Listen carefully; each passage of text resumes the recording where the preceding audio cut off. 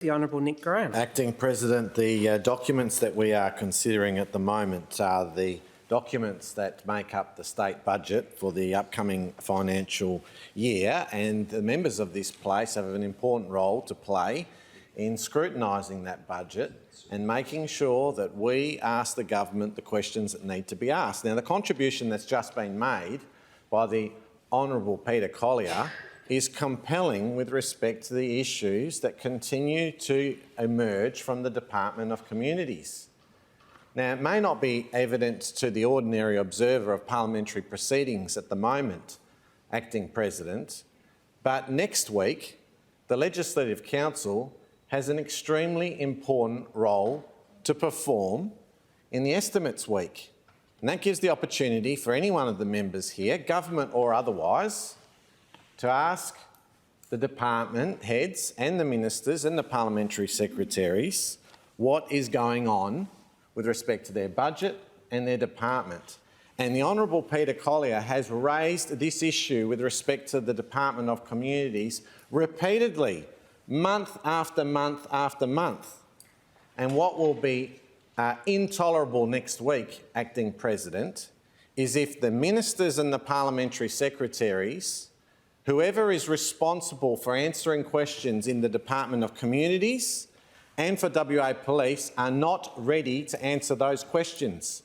Do not pretend, agency heads, do not pretend, ministers and parliamentary secretaries, that you know nothing about this matter. Do not pretend that you need more time to prepare. You've had months and months and months. Come next week fully prepared to answer these questions with respect to this matter.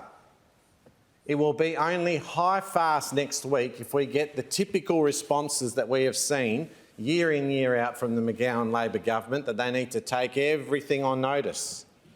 Organise yourself in readiness for next week. Make sure you have the relevant officers here. Make sure that the ministers and the hard-working parliamentary secretaries have the information at their disposal.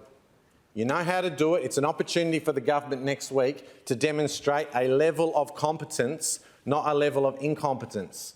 Next week will be a big test for them. Now, Acting President, the state budget that the Premier has released in his self-anointed role as Treasurer reveals and confirms several disturbing trends. Firstly, the McGowan government is making life more expensive for Western Australians. Secondly, the McGowan government not only insists on retaining emergency powers, but refuses to be transparent about any purported justification for doing so. And thirdly, we have the McGowan ministry mired in self-inflicted, entirely avoidable, expensive legal debacles, all of which distract those ministers from the real priorities, like the hospital crisis, the child protection crisis, and priority law reform.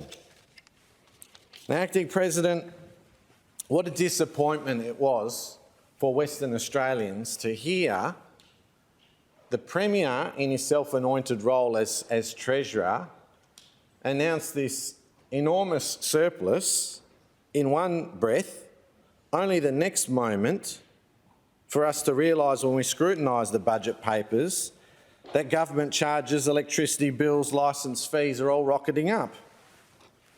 If members take a moment to scrutinise the budget papers, they will see that electricity prices will be up 2.5%, water charges up 2.5%, emergency services levy up 5%, vehicle licences fees up 3.8%, drivers' licence fees up 6.4%. What could possibly justify drivers' licence fees in Western Australia increasing 6.4%?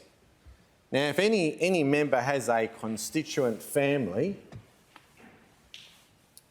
where within the family there's an L-plater endeavouring to get their driver's licence, they will understand how exasperated those families are with respect to trying to actually get a driver's licence. But here we are, not making it easier for them. We're actually going to put the fee up 6.4%, motor injury insurance up 2.4%, public transport fares up 2%.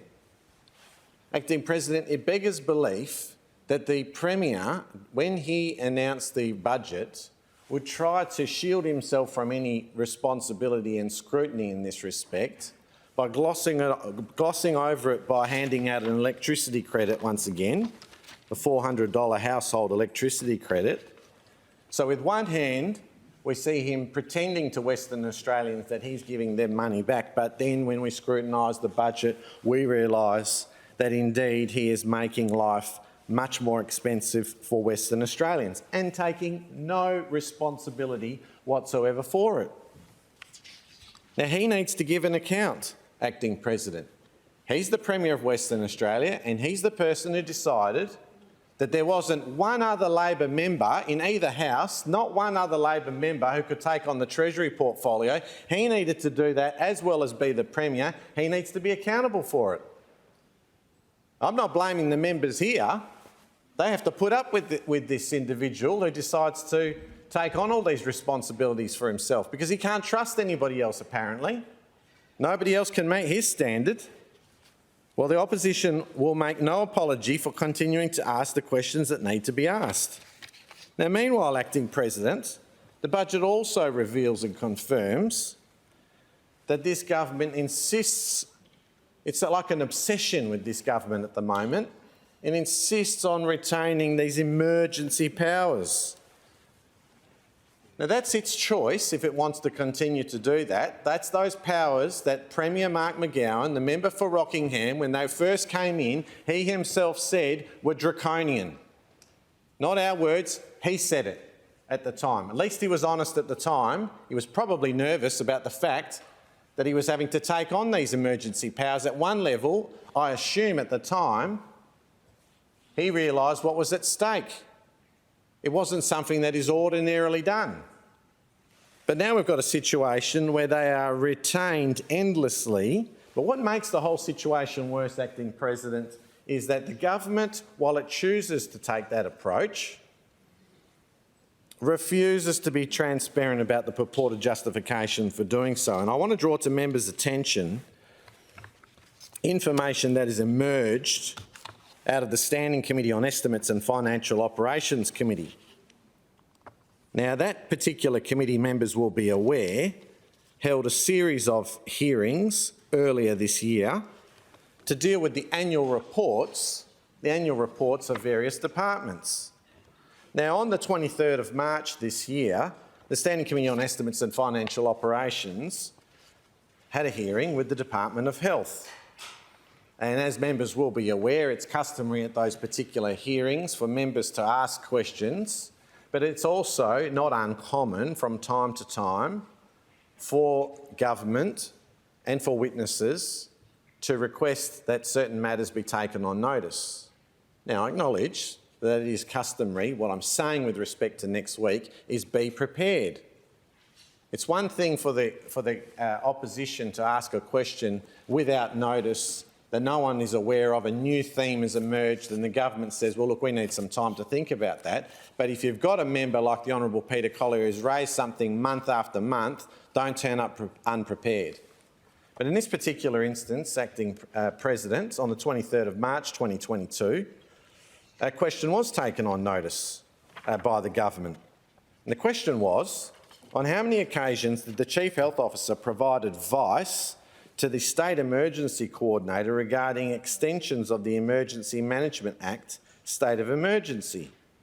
And specifically, the committee was seeking information with respect to the financial year 2020 to 2021 and also the financial year from July 2021 to date.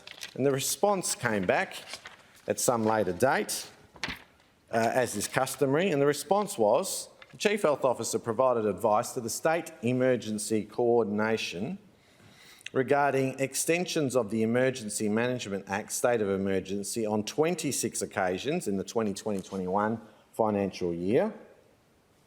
A pause there, Acting President, to note that that's perhaps not surprising because it has been on the public record that these state of emergency declarations keep getting made every 14 days.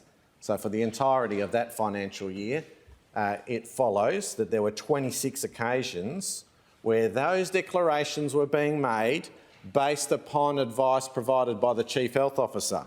It goes on to say another 21 occasions from July 2021 to date. No doubt those amount of occasions have increased since the delivery of this answer.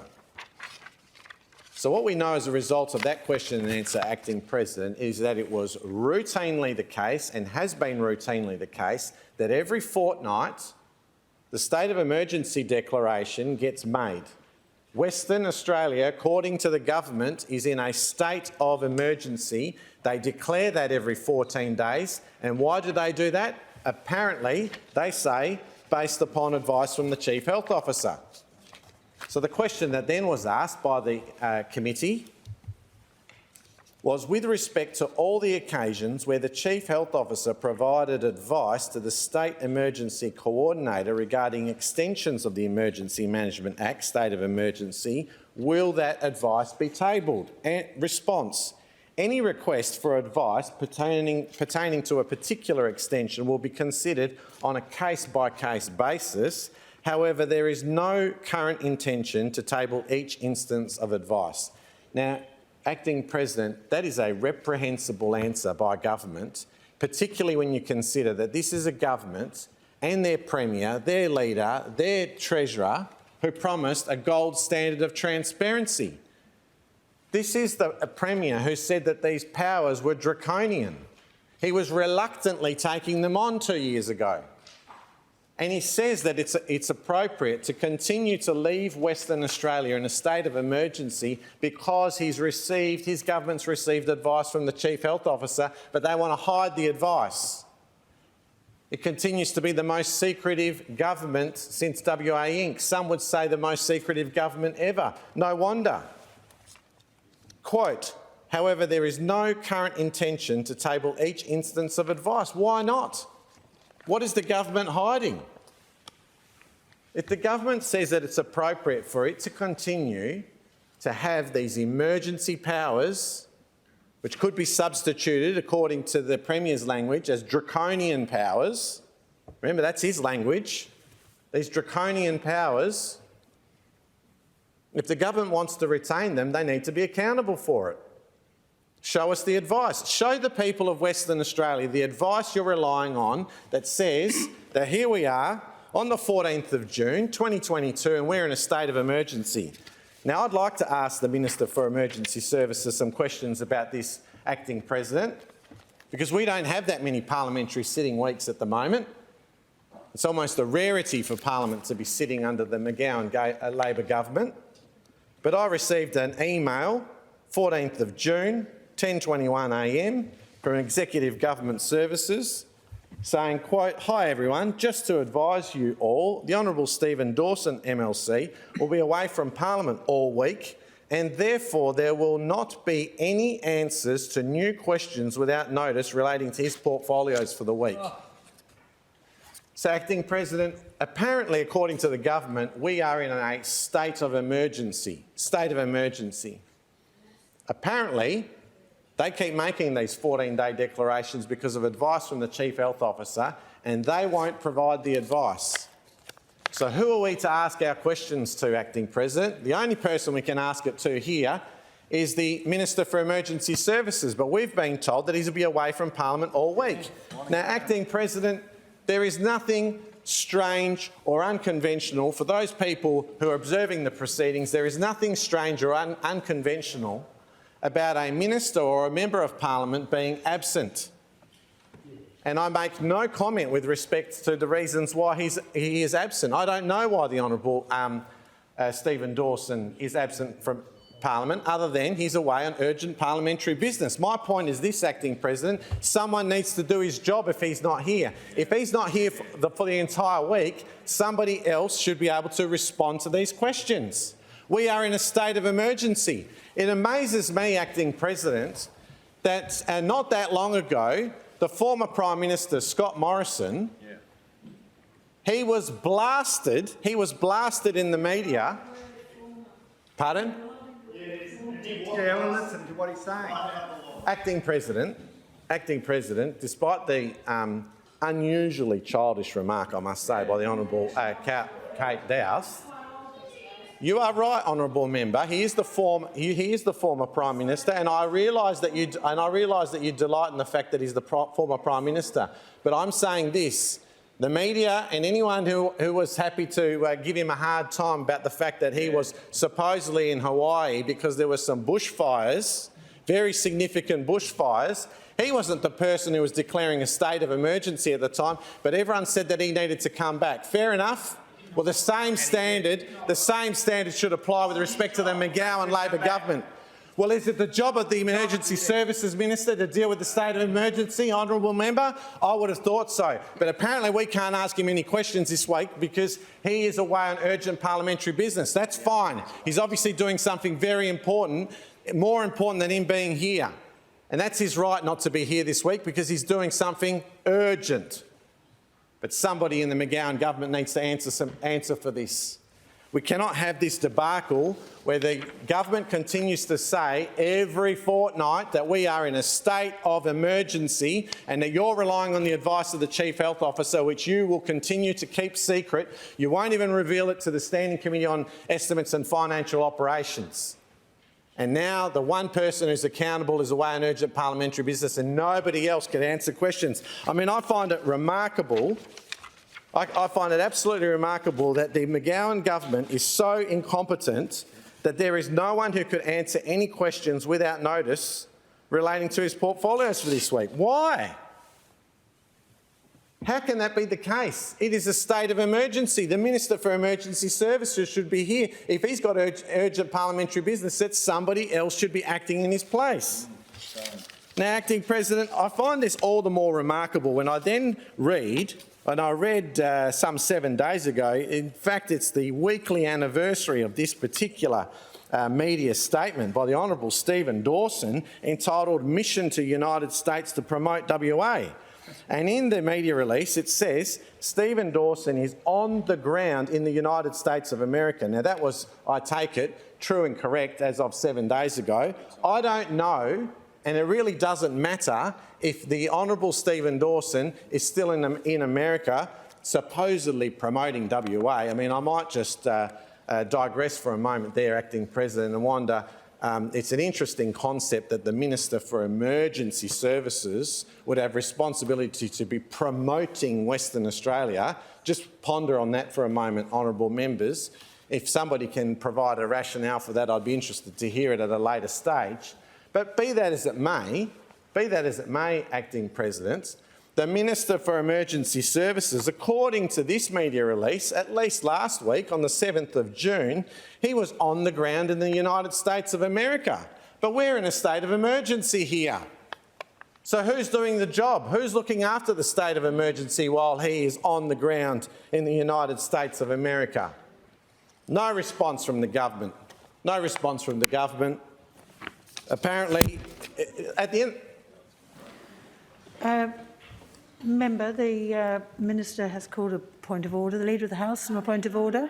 That your time has been preserved, honourable member. I've just literally checked because I wanted to be able to provide an answer for you. There is an acting minister. It's Minister Booty. I'm checking as to whether answers can be provided.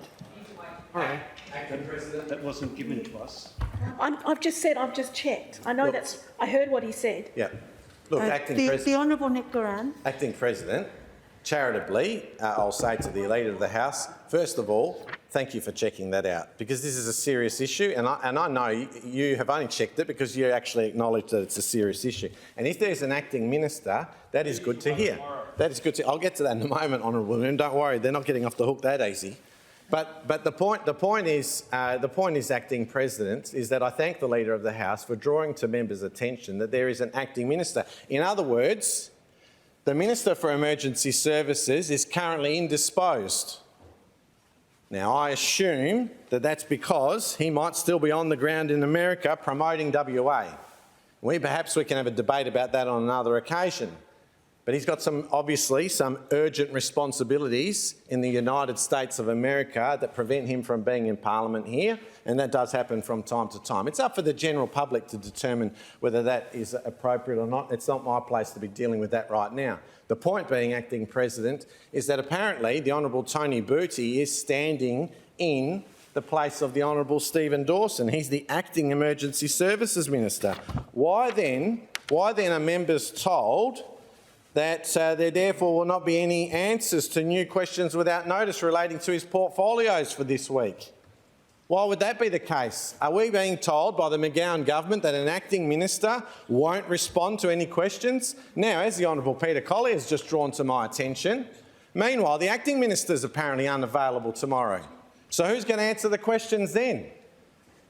Now, from time to time, Acting President, there are questions that are asked by opposition members that are not urgent. They don't necessarily need to be answered that day, and so we can understand that certain issues emerge and sometimes we might have to wait another day. I've already been told earlier today by the hard-working Parliamentary Secretary for the Attorney-General that one of my questions that I've asked isn't going to be ready for today, and therefore it would be prudent for me not to ask it today, and I thank him for that professional courtesy.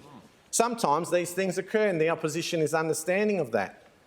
But it is utterly intolerable when we are supposedly in a state of emergency with extraordinary emergency powers being exercised by government, draconian powers according to the Premier, in his own words, and that there is nobody accountable for that tomorrow because the acting Minister for Emergency Services is also going to be absent and unavailable to answer any questions, assuming that we're even able to ask any questions at all. This is entirely unacceptable, Acting President. Now, meanwhile, as bad as all of that is, Acting President, as we continue to reflect on the budget produced by the self-anointed Treasurer, I note that the government continues to hide the cost to taxpayers of the myriad of self-inflicted, entirely avoidable legal debacles involving its ministers. And I start with the Honourable Roger Cook. Now, Acting President, this minister who was sacked as Health Minister and has now got the job, I understand, of promoting WA. That's also an interesting side note, Acting President, that the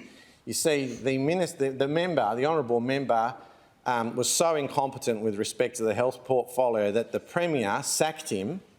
He said, "You're certainly not getting the Treasury portfolio, member for Kwinana. I'm sacking you from health, and I'll send you into the tourism portfolio." Well, you see, the Honourable Roger Cook then thinks that the job of the tourism minister is to go and promote WA while we're in a state of emergency. A state of emergency that his Chief Health Officer, when he was the Minister for Health, was producing advice that the government continues to keep secret. Now, this same member is embroiled or at the heart of an unfair dismissal case. And I have asked and this is an interesting case, Acting President, involving this particular minister in his capacity as the member for Kwinana, because his former electorate officer has brought an unfair dismissal case. And it particularly exercised my attention, Acting President, because not only is it in the industrial relations portfolio, but also, you see, we have the Attorney-General of Western Australia who quite extraordinarily decided to intervene in those proceedings. The proceedings were of such importance that they required the attention of the Attorney-General to intervene.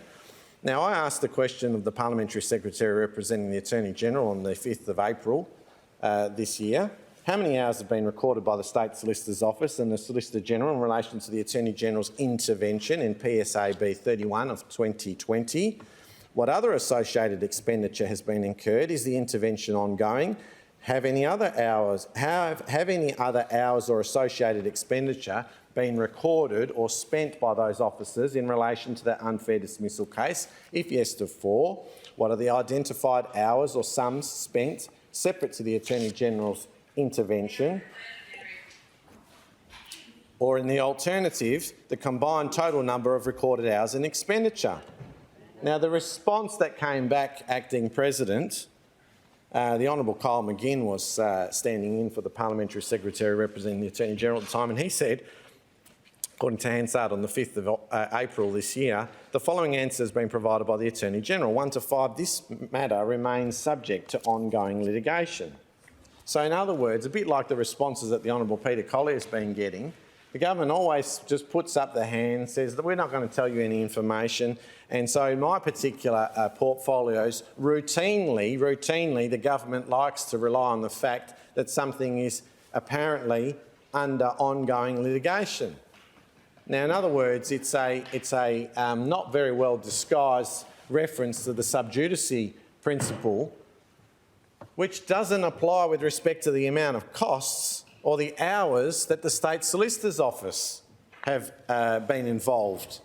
The Western Australian taxpayer pays for the State Solicitor's Office. I note that they will be appearing next week on Monday before the Estimates Committee. They are the first department, and I expect the State Solicitor's Office and the Department of Justice to come prepared next week. It'll be the first hearing, it'll be the first test. Don't come next week pretending that you know nothing about the myriad of these legal cases that you are involved in. You must know about the cases that you're involved in.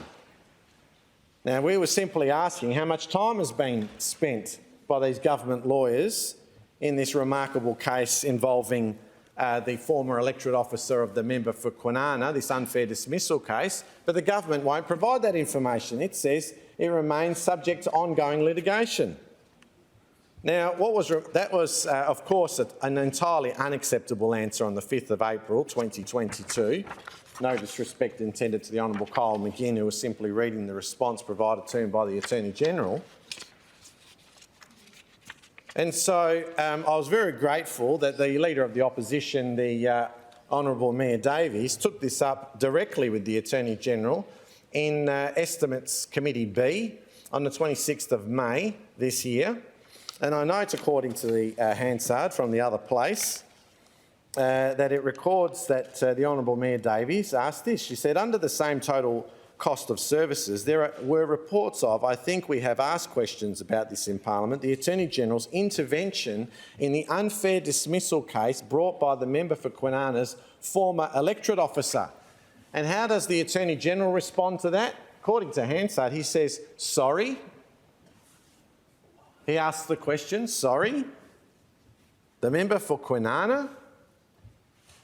That is, and it takes the Honourable Mayor Davies to remind the Attorney-General of Western Australia that that is Mr Cook. How remarkable that Hansard would reflect that the Attorney-General would pretend that he doesn't know who the member for Kwinana is, that he would pretend that he knows very little about this intervention in an unfair dismissal case. He knows full well about it. It's not ordinary. It is not typical for the Attorney-General to be intervening into cases. There is absolutely a case for that to occur from time to time. But it doesn't happen very often, and you would certainly know all about it. But you see, Acting President, the problem is that then when the Honourable Mayor Davies continues to cross-examine the Attorney-General about this matter, all that it ends up resulting in is this response. According to Hansard, on that same day, 26th of May 2022, the Attorney-General says, this matter has not been finalised, there is still a hearing listed, and it would be inappropriate to publicly disclose this matter at this stage before the matter is finalised because negotiations are taking place.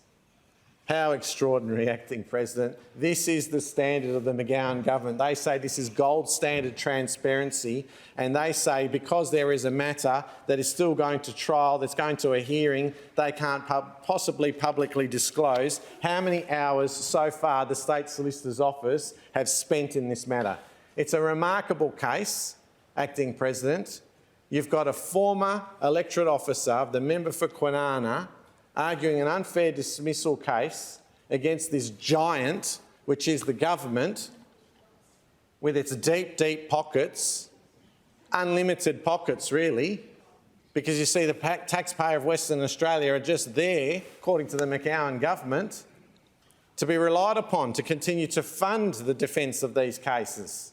It's quite remarkable, and we simply ask, as the opposition to the government, how many hours have the government lawyers spent in defending this unfair dismissal case, but the government won't tell us because the case is still ongoing. How would telling us how many hours has been spent by the State Solicitor's Office possibly jeopardise anything to do with this particular matter? It simply wouldn't. It is just the latest attempt to obstruct the provision of full information to the Parliament of Western Australia. And so members opposite will have to excuse opposition members when we treat with no regard the Premier's promise of gold standard transparency. It simply doesn't happen. If ever there was fake news, Acting President, it was the suggestion that the McGowan government is holding itself to a gold standard of transparency. It'd have to be right up there near the top of the biggest fake news in the last 5 years. We haven't seen it. We continue to provide example after example. Now, what's quite astonishing, Acting President, you see we've got this sacked health minister who's now going to jet around the world to promote Western Australia and tell everyone to come here while we're in a state of emergency. He's busy doing that because, you see, he couldn't possibly attend and give evidence at this unfair dismissal case. We've already had the Attorney-General intervene in it to make sure that he won't need to give any evidence. So he's out there supposedly promoting Western Australia while we're in a state of emergency. And it is no wonder that then matters pertaining to the various portfolios are not properly prioritised. And he's not the only minister, Acting President. Of course, and I thank the Honourable Peter Collier for taking us through in a very detailed way the ongoing crisis in the Department of Communities. And we've got a minister for child protection who's in complete denial about this, complete denial about it. And it is no wonder the department is in crisis. It is no wonder that we've got a child protection crisis, because we've got a minister who has been distracted by our own defamation proceedings. And at least credit where credit's due, Acting President, in contrast to how the Attorney-General deals with these matters and the Premier, at least the Honourable Simone McGurk was upfront as to how much it cost. I think the Honourable Peter Collier, you told us I think it was $16,500. At least the minister was upfront about that. Now that's a level of transparency that the minister, the Honourable Simone McGurk, is actually accountable for. She's saying that she opened her mouth inappropriately, and as a result of that, she had to apologise, and it cost the people of Western Australia $16,500. Now, I'm sure that that's an entirely uncomfortable situation for the minister, but credit where credit's due. At least she owned up to it and has been accountable for it. But we don't have that with respect to Minister Cook, Minister Quigley, let alone the Premier. These individuals, they seem to think that they can continue to hide from these things. Now, Acting President, as I say, the Attorney-General actually should be setting the standard here, but he's not, because last month I asked the Parliamentary Secretary representing the Attorney-General about some of the costs that have been incurred by taxpayers as a result of the series of unfortunate events involving the Attorney-General. And I specifically asked on the 12th of May this year, I refer to the answer to my question without notice on the 10th of May 2022, which stated that the costs to the state of the state solicitor's possible conflict have not been quantified. And I ask, what was the cause of the conflict? When was the Attorney-General first informed of it? Who informed him? Did the Attorney-General thereafter seek advice from another solicitor? If yes, therefore, what was the cost of that advice? And the response comes back 1 to 5, the questions refer to matters that are currently before the court and it would not be appropriate to comment. Now, Acting President, this is just the tired line of a secretive government. When in doubt, they simply say it's not appropriate to comment. Why would that be the case? It was appropriate for the Attorney-General to reveal in his evidence in court on the 8th of April, it's publicly reported, that the State Solicitor at the time, Mr Egan, was unable to provide advice on a defamation case due to a possible conflict. The Attorney-General said that in open court. And the taxpayers of Western Australia are entitled to know how much that purported conflict cost. What was the cause of the conflict? Who first informed the Attorney-General of it? When was he informed of it? Did he go and seek advice from another solicitor as a result of that? Imagine that, Acting President, that the Attorney-General responded to the question and said, yes, as a result of the conflict, I was informed that there was a potential conflict by the State Solicitor, and so yes, I had to go and seek alternative advice. How would that jeopardise anything to do with the current proceedings? It simply would not, and it is just more obstruction by the McGowan Labor government and this Attorney-General. And to just demonstrate, Acting President, how farcical it is that the government, or whoever writes some of these responses, I mean, obviously the ministers are responsible for signing off on these answers ultimately, but somebody must be in the back room copying and pasting these answers. Because I asked on the 10th of May, I refer to the Attorney-General's evidence in court on the 8th of April 2022 that he may not have read a document because the font was too tiny. Now, that was the evidence provided by the Attorney-General of Western Australia in open court. He said, I might not have read it because the font was too tiny. And so I simply asked, on how many occasions has the Attorney-General not read documents in the past year due to the size of the font used? For what other reasons has the Attorney-General not read documents put in front of him in the past year? And the response comes back 1 to 2. The federal court is yet to rule in this litigation, and it would not be appropriate to answer while these proceedings are continuing. So again, somebody's just cut and paste the obstructive answer. The federal court proceedings and any ruling have got absolutely nothing to do with how many times the Attorney-General has failed to read a document because the font was too tiny, according to him. What has the federal court litigation got to do with that? Nothing. The only link is that in open court was where it was revealed that this is apparently a practice of the Attorney-General. He doesn't read everything because sometimes the font's too tiny. But then when we want to ask some questions about it, no, the government says we can't possibly answer this. It would not be appropriate to answer. It's their constant line. Now, of course, Acting President, members will have heard me previously refer to the fact that when a minister elects not to provide information to Parliament, they have a duty to issue a Section 82 notice. But you see, this government, they just don't do that. They've just got a practice. They don't worry about Section 82 notices. They don't issue them. They don't issue them. They've been reminded on multiple occasions, and they don't worry about Section 82 notices because, again, you see, according to them, this is the standard of a government that adheres to a gold standard transparency. What an absolute joke. Now, the problem, Acting President, is that, as I say, the Attorney-General should be setting the example here, and yet he's one of the worst culprits. Him and his office continue to provide these nonsensical answers, simply saying it's not appropriate to respond. Now, there will be occasions from time to time where that is indeed true, but it simply can't be a response on every single occasion. You need to be able to coherently justify that explanation, and it doesn't happen. Now, keeping in mind, Acting President, that the Attorney-General's responsibility as the first law officer is to ensure the proper functioning of our state's justice system. And it is deeply concerning that when he was called as a witness in a trial in February this year, that he subsequently admitted that he gave wrong, incorrect or mistaken answers during his cross-examination.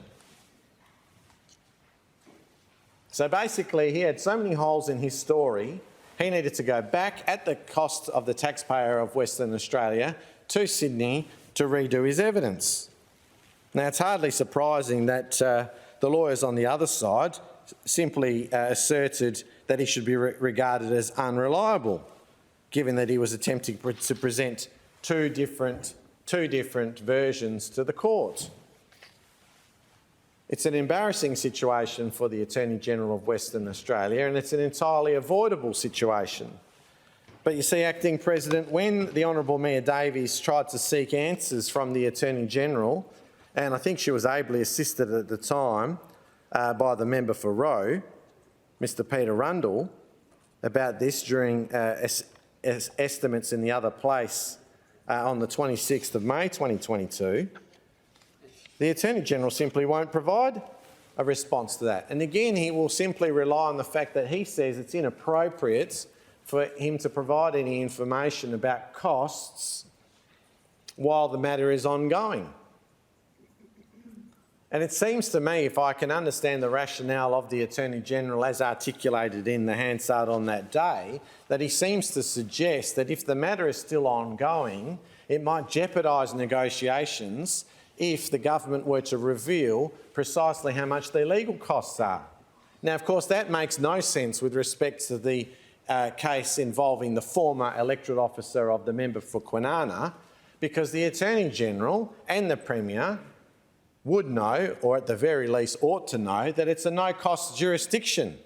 So you're not jeopardising any negotiations whatsoever, assuming that there are any genuine, authentic negotiations happening between the government and that sacked former electorate officer. Let's give the government the benefit of the doubt that they are genuinely at the negotiation table with the former electorate officer trying to settle the matter. I doubt it, but let's assume that that's the case.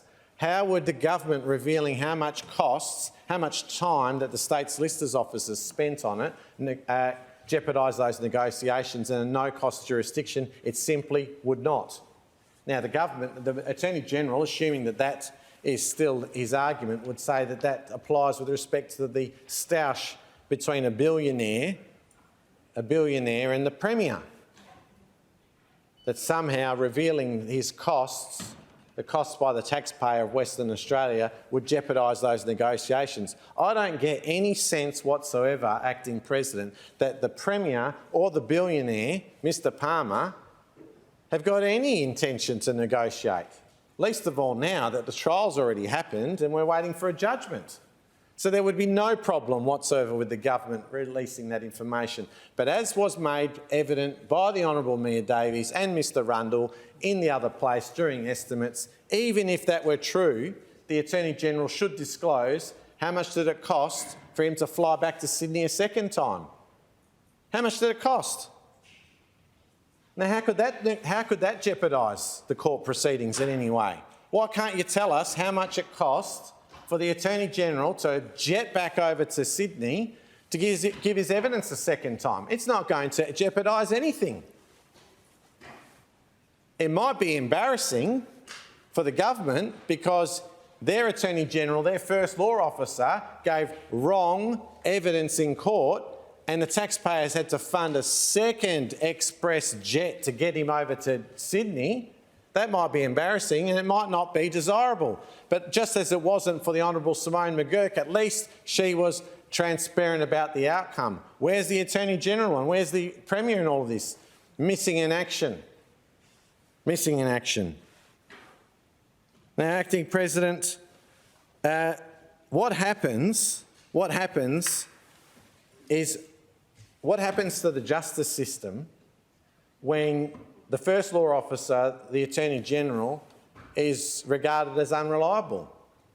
What happens to our state's justice system and its reputation when the Attorney-General refuses to investigate claims of bullying and evidence tampering?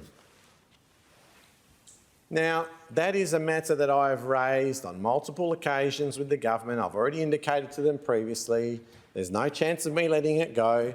You cannot have a situation where you have one judicial officer accusing another one of bullying and the other one, in response, accusing the other one of evidence tampering, and the Attorney-General of Western Australia knowing full well about it.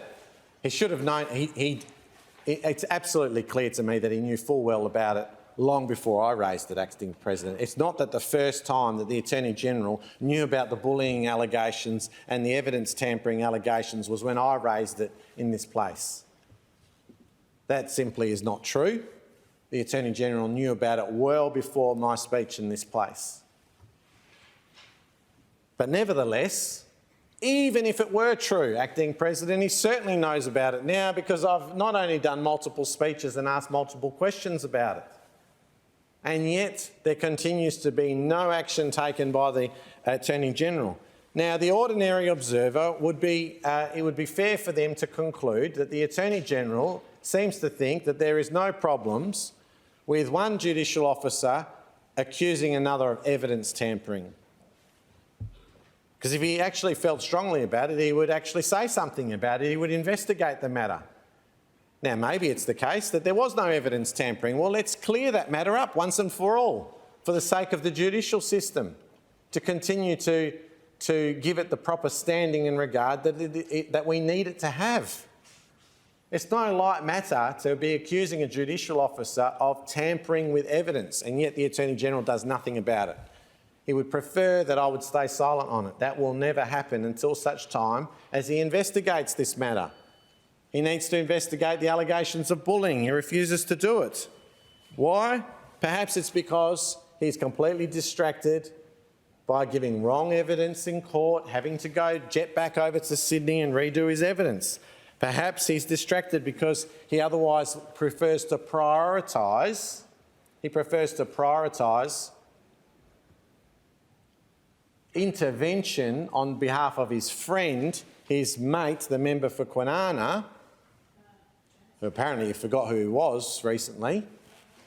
He prefers to prioritise those things. Now, Acting President, it is entirely unacceptable in circumstances where there are other priority law reform that need to be progressed. Now, I'm pleased to see, Acting President, that today the Attorney-General has finally, after repeated advocacy from me, today announced that there is going to be some reform of the Bail Act. And I take it that while we've been busy here, Acting President, in our chamber, that the Attorney-General has given notice in the other place of those reforms. And we will consider those reforms when it gets to our House in the fullness of time. But let's keep in mind, Acting President, that these Bail Act reforms were things that the Attorney-General announced in December 2020 that he would introduce as a matter of priority. So prior to the election, in December 2020, he conveniently says that he's going to deal with this as a matter of priority, and it's only now on the 14th of June 2022 that we finally see these reforms. Now, that said, as I said, I welcome the fact that we are now finally seeing some action in this space.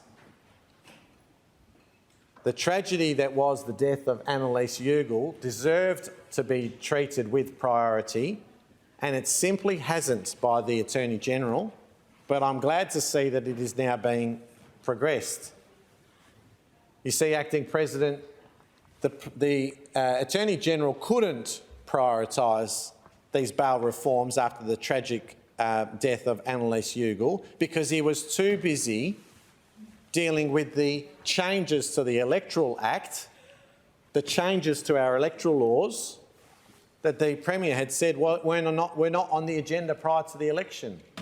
So something that was not prior to the election, the Premier says this is not on the agenda. That is to tamper, to fiddle with the electoral laws.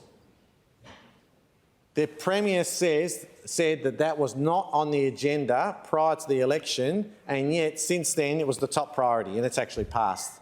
The laws in Western Australia have changed as to how people are elected, certainly to this place, this chamber, the Legislative Council. And yet at the same time, we had the Attorney-General saying, quote, if re-elected in next year's election, the McGowan government would reintroduce these reforms as a matter of priority.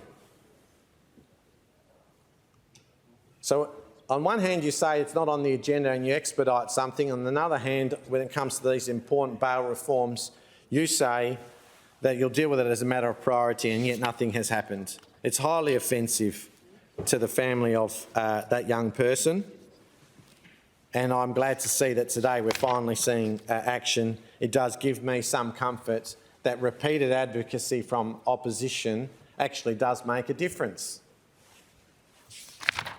And yet, Acting President, as much as we now finally today for the first time seeing the bail reforms coming forward, we still continue to see nothing with respect to the elder abuse reforms. Now, it's not long now, Acting President, before we will be 2,000 days since the Attorney-General promised to expedite changes to the Guardianship and Administration Act. Again, not my words, the Attorney-General's words. He said that he would expedite those reforms. Nearly 2,000 days ago. Nowhere to be seen. It's such a long period of time. It's more than 5 years, Acting President. We're inching towards 5.5 years. 5.5 years since the Attorney-General said that he would expedite the changes. And this is something that has been considered by a select committee in the Parliament. It has been asked about countless times in speeches, in parliamentary questions, and yet we see no action. It's because we've got an Attorney-General who's distracted.